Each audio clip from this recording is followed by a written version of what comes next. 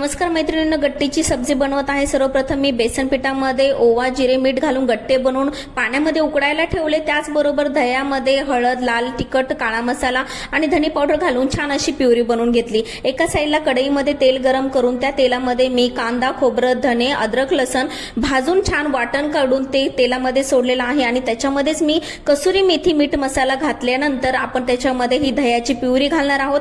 छान असं तेल सुटेपर्यंत त्याला परतवायचं आहे। तेल सुटल्यानंतर आपण गट्टे शिजवलेलं पाणीच ह्या रश्श्यामध्ये आपल्याला घालायचं आहे।